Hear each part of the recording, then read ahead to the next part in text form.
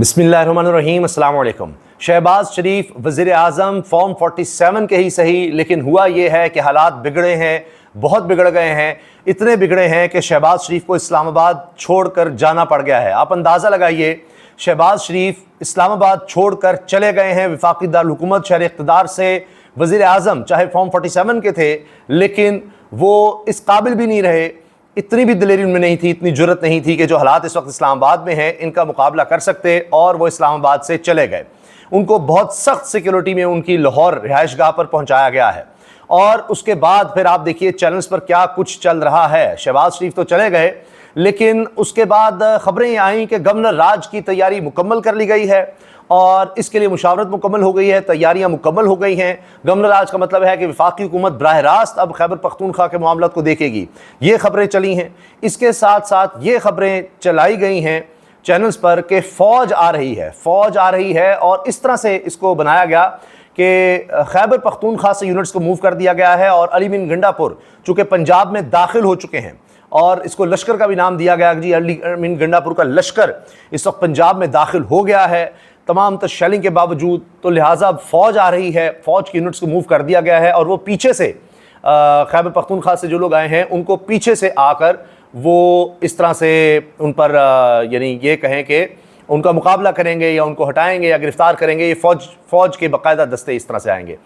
अब जनाब मेरे अंदाजे में ऐसा मुमकिन ही नहीं है, सवाल ही पैदा नहीं होता। और उसकी वजह यह है कि फेडरल गवर्नमेंट के पास पुलिस FC लेवीज़ होते हैं, कभी भी फ़ौज को अवाम के आमने सामने नहीं लाया जा सकता।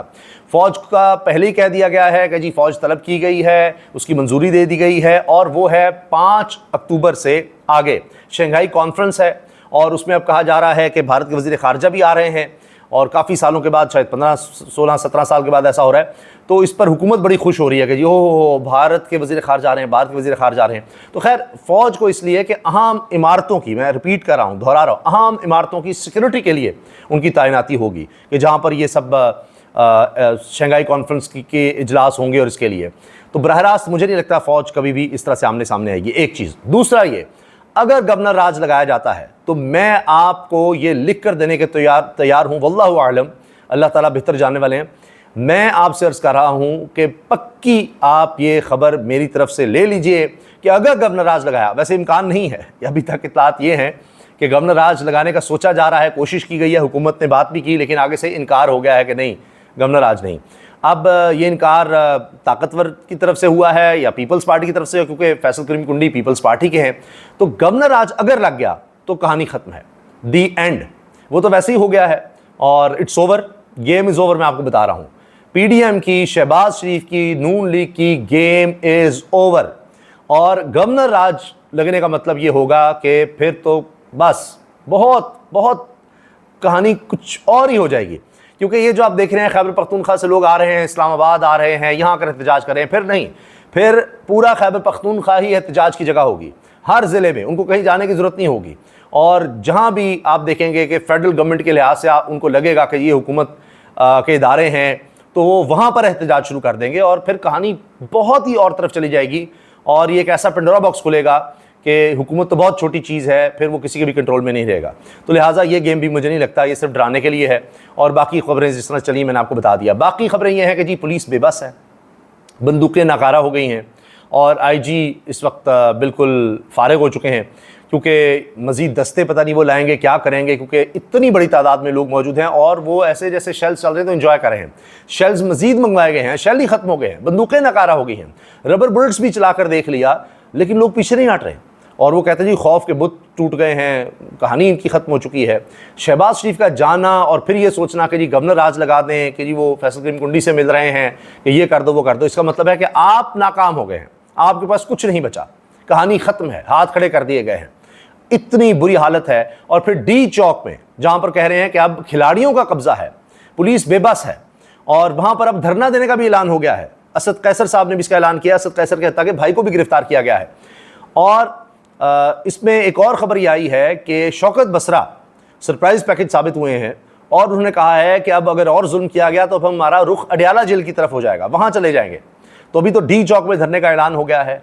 फिर अब ये हाल है कि अभी से ही पुलिस बेबस हो गई है, उनसे कुछ नहीं हो पा रहा। अभी तो अली मिन गंडापुर, जिसको मरीम साहबा लश्कर कशी कहती हैं कि जी खैबर पख्तूनख्वा से दहशतगर्द ला रहे हैं और लश्कर कशी हो रही है, जी पंजाब में लश्कर कशी हो रही है, तो अभी तो वो पहुंचे नहीं। और मजे की बात, दिलचस्प बात यह है कि हेलीकॉप्टर का भी इस्तेमाल किया गया शेलिंग के लिए। पहाड़ है दोनों तरफ, वहां से शेलिंग की गई है। और उस दौरान आप देखें खबरें क्या हैं, वीडियोस, तस्वीर आ रही हैं कि लोग वहां पर खाना बना रहे हैं। उनका इस वक्त कोई मूड नहीं यहां से जाने का। वो कहते हैं अच्छा रात यहां रुकना भी पड़ेगा, रुकेंगे फिर सुबह ही आ जाएंगे, जो मर्जी हो जाए। जिस तरह इमरान खान ने कहा था 2 दिन भी लग जाए, डी चौक पहुंचना ही है। वैसे तो पहले लोग पहुंच गए हैं, लेकिन अली मिन गंडापुर ने भी पहुंचना है। तो इस वक्त अली मिन गंडापुर भी जनाब हीरो बन चुके हैं। और कहा जा रहा है, अब जो लोग इस वक्त वहाँ ऑन ग्राउंड सिचुएशन देख रहे हैं, बाखबर हैं, महल्लात पर लर्जा तारी है जी महल्लात पर। और अब इसमें बैरिस्टर सैफ जो मुशीर इत्तलात हैं खैबर पख्तूनख्वा के, उन्होंने भी कह दिया है, बाकायदा एक तरह से ऐलान है कि एहतजाज कामयाब हो गया है और इनके इक़्तिदार का वक्त ख़त्म। मैंने कहा ना, दी एंड, इट्स ओवर, कहानी ख़त्म है, टाटा बाय बाय, ख़त्म। अच्छा, इसके अलावा जनाब अब ये देखिए आप कि बूढ़ी खातून हैं और वो ऐसे लग रहा है जैसे डॉक्टर यास्मीन राशिद की बहन हो, वो नहीं डर रही किसी से, बाकी तो आप छोड़ दीजिए। और ऐसा एहतजाज आज तक रिपोर्ट नहीं हुआ कि लीडर जेल में हो और उसके बाद उसकी पार्टी को तोड़ा जाए, गिरफ्तारियां हों, केसेस बनाए जाएं। लेकिन जो भी किया जा सकता, दहशत, बर्बरियत, तबाही और फस्तायत, चार दीवार का तकद्दुस पामाल करना, सारी अखलाकियात ख़त्म कर देना, उसके बाद आप देखें कि जिस तरह से इस जमात के लोग निकले हैं, वो ऐसे लग रहा है ये तो कुंदन बन गए हैं। इन पर इतना जुल्म, इतना जबर हुआ है कि ये कुंदन बन चुके हैं। और जनाब अब बात यह है कि जो लोग इमरान खान के मुखालिफ थे और तहरीक इंसाफ को कुछ नहीं समझते थे, आज वो भी इसके कायल हो गए हैं कि वाकई ये बहुत बड़ी पार्टी बन चुकी है, बहुत मजबूत पार्टी बन चुकी है। इसका कारकुन जो है वो कहीं आगे जा चुका है, बहुत मजबूत हो गया है, वो डर नहीं रहा, खौफजदा नहीं हो रहा इतनी शेलिंग के बावजूद। और एक्सपर्ट शेल्स भी चलाए जा रहे हैं। अच्छा, शेख वकास अकरम ने कहा है जिसने गोली मारनी है आ जाए, सबसे आगे मेरी गाड़ी लगेगी, जिसने गोली मारनी है मार ले, बेगैर तो छुप के नहीं सीने पर मारना। खान का शेर, जालिमों, एक पख्तून वज़ीर आला को तुमने इस हद तक तंग किया कि अब वो सब कुछ दाव पर लगा कर भी डी चौक पहुंचेगा, कोई खौफ नहीं। ये अली मिन गंडापुर के बारे में कह रहे हैं, उनको यानी उनकी तारीफ़ कर रहे हैं। अच्छा, इसके अलावा जनाब जो इस्लामाबाद रीजन के सदर हैं तहरीक इंसाफ के, वो कहते हैं कि हमारा काम है पुलिस को थका कर, यानी उनको बिल्कुल इतना मफलूज कर दें कि उसके बाद जब काफ़िला आए खैबर पख्तूनख्वा से तो फिर इनके पास शेल ही ना हो, ये थक चुके हों। और अब तो ये हाल है कि शेलिंग हो रही है और तहरीक इंसाफ के लोग इंजॉय कर रहे हैं इसको कि अच्छा जी ये कर रहे हैं तो करते रहें, हम अपना काम करेंगे। और यहाँ पर इस वक्त नौजवान जो हैं उन्होंने सर पर भी तहरीक इंसाफ का झंडा बांधा हुआ है और उन्होंने अपने पीछे भी ऐसे झंडा बांध लिया जैसा सुपरमैन होता है ना, और वो इधर से उधर भाग रहे हैं और बंदूकें भी फारिग हो गई हैं, आंसू गैस के शेल भी ख़त्म हो गए हैं। ये इस वक्त जनाब सूरत हाल है।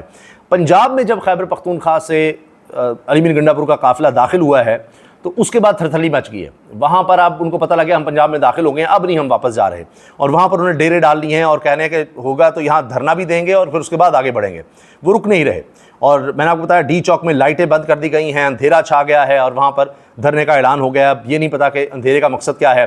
तहरीक इंसाफ के बकौल उनके लोगों का कहना है कि कुछ लोग सादा लिबास में बीच में भेजे जा रहे हैं, तो फिर पता नहीं कोई तकरीब कारी ना हो जाए। हम पहले ही आपको आगाह करें, हम पुरअमन एहतजाज करना चाहते हैं। जो हमारा पुरअमन एहतजाज है वो जारी है, चाहे आंसू गैस के शेल्स चल रहे हों, जो कुछ भी हो रहा हो। अच्छा, इसके अलावा जनाब अब तहरीक इंसाफ के लोग जो हैं वो इस वक्त डी चौक में हैं और पुलिस को पसपाई का सामना है। टोलियों की शक्ल में वर्कर्स जो हैं वो आते हैं और उन्हें पुलिस का जीना हराम किया हुआ है। आईजी को बार बार कहना पड़ रहा है बस थोड़ा वक्त रह गया, थोड़ा वक्त रह गया। लेकिन जनाब इनके लिए, हुकूमत के लिए लगता है कि बस थोड़ा वक्त रह गया है, बाकी तो जो लोग हैं वो थक नहीं रहे। अच्छा, इसके अलावा जनाब इतनी शेलिंग हुई है कि ये रिपोर्ट हो रहा है कि पोली क्लिनिक करीब मौजूद है और वहाँ पर भी, यानी जो करीब हॉस्पिटल है उसके बारे में कहा जा रहा है कि वहाँ तक शेल चले गए हैं। इतना इस वक्त इस खबर को शेयर किया जा रहा है या इस पर बात हो रही है कि और कोई खबर ही अब नहीं रही और सब नज़रें अब इस बात पर हैं कि क्या होने वाला है। क्योंकि अब इमरान खान साहब के मुखालिफिन भी जब ये कहेंगे कि जी तमाम तर जबर और रुकावटों के बावजूद दी चौक पहुँच कर फस्तायत को शिकस्त दे दी है इन लोगों ने। ये सीनियर सहाफ़ी हैं और इमरान खान के शदीद तरीन नाक़िदों में इनको मुबश्शिर ज़ैदी साहब को शामिल किया जाता है, लेकिन उन्होंने भी ये कह दिया है कि जनाब इन्होंने तो सबको शिकस्त दे दी है। तो ये हैं अपडेट्स, इंशाल्लाह इस पर मज़ीद जो ही कोई ख़बरें आएंगी आपको उस बारे में भी आगाह करेंगे। दुआओं में याद रखिएगा। अल्लाह हाफ़िज़।